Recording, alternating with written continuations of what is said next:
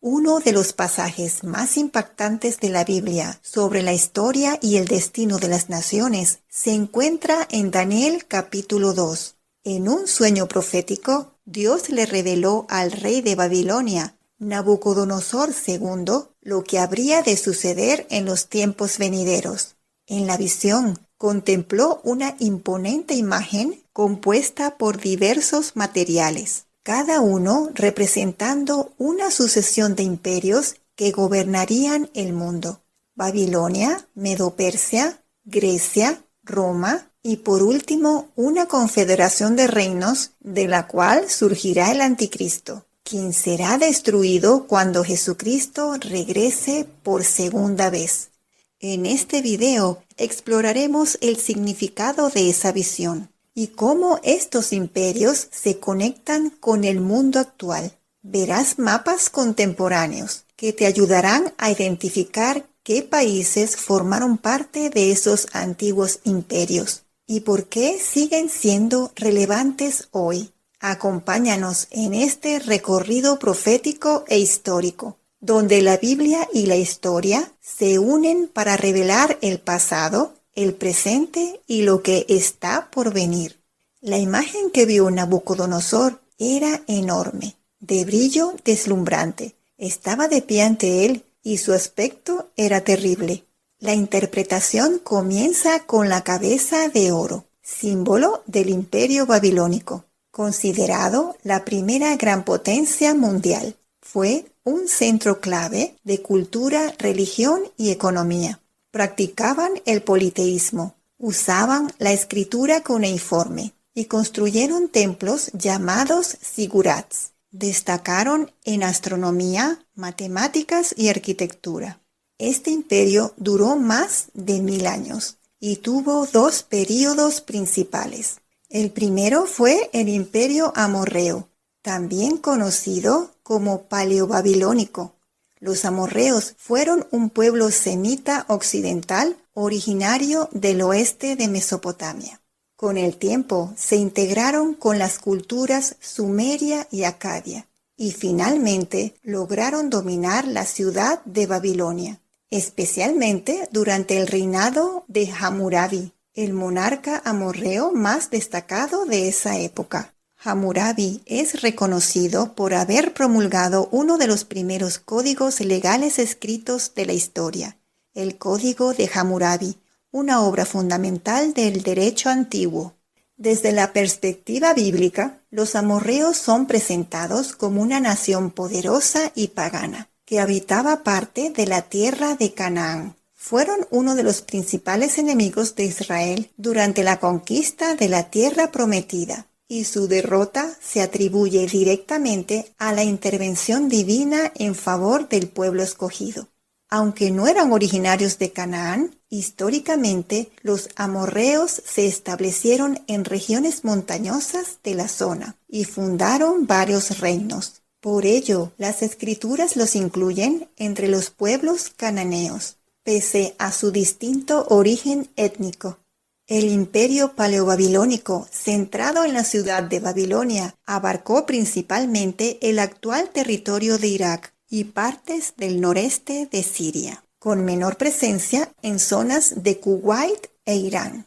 El segundo imperio babilónico o imperio neobabilónico fue una potencia de la antigua Mesopotamia con capital en Babilonia, actual Irak. Alcanzó su máximo esplendor bajo Nabucodonosor II, el rey cuyo sueño fue interpretado por Daniel.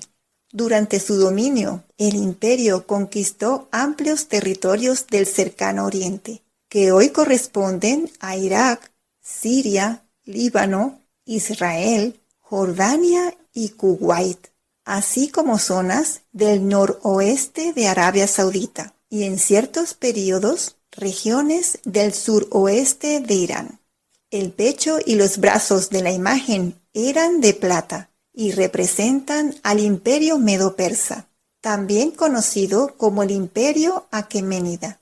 Esta potencia sucedió al imperio neobabilónico, tras su caída en el año 539 a.C., cuando el rey persa Ciro II el Grande conquistó Babilonia sin grandes enfrentamientos, cumpliendo así las profecías anunciadas por los profetas Isaías y Jeremías. El imperio medo-persa se extendió sobre una vasta región que abarcaba territorios en Asia Occidental, el norte de África y el sureste de Europa. Su centro político y cultural se encontraba en lo que hoy es Irán, que en la antigüedad incluía las regiones bíblicas de Persia, Media y Elam. El imperio medo-persa fue un instrumento de restauración para Israel. Aunque no les devolvió la soberanía política, permitió el regreso del pueblo judío del exilio babilónico, la reconstrucción del templo destruido por Nabucodonosor II y el fortalecimiento de la vida religiosa, sentando así las bases del judaísmo del Segundo Templo. Todo comenzó con el decreto de Ciro II el Grande, quien autorizó el retorno a Jerusalén y la reconstrucción del templo. Los judíos lo vieron como un instrumento de Dios. Incluso lo llamaron ungido en Isaías 45:1. Más tarde, bajo el reinado de Artajerjes I, el sacerdote Esdras fue enviado con autoridad para enseñar la ley, y Nehemías, copero del rey, fue nombrado gobernador y dirigió la reconstrucción de las murallas de Jerusalén, restaurando el orden civil y espiritual. Aunque Israel no recuperó su independencia, gozó de libertad religiosa gracias al sistema persa de provincias, que permitía a los pueblos conquistados conservar su fe y costumbres a cambio del pago de tributos. El vientre y los muslos de la gran imagen eran de bronce. Representan al imperio griego, liderado por Alejandro Magno, el joven rey de Macedonia, que transformó radicalmente el mundo antiguo. En el año 334 a.C., emprendió una audaz campaña militar contra el imperio persa. En apenas una década conquistó vastos reinos, desde Grecia hasta Egipto y desde Asia Menor hasta la India, forjando uno de los imperios más extensos de la historia antigua.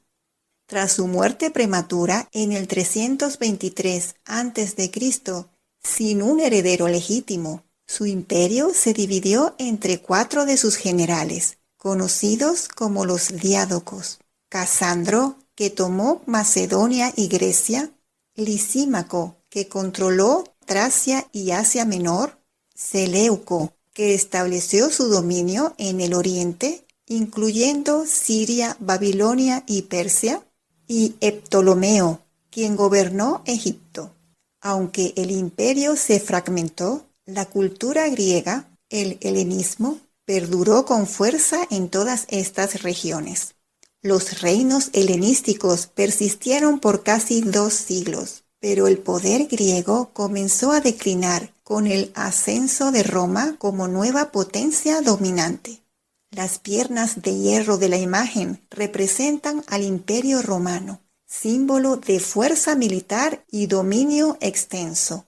Roma consolidó su poder tras vencer a Macedonia en la batalla de Pydna en el 168 a.C., marcando el fin del dominio griego. Siglos más tarde, en el 395 después de Cristo, el Imperio Romano se dividió en 2 bloques administrativos, uno occidental y otro oriental.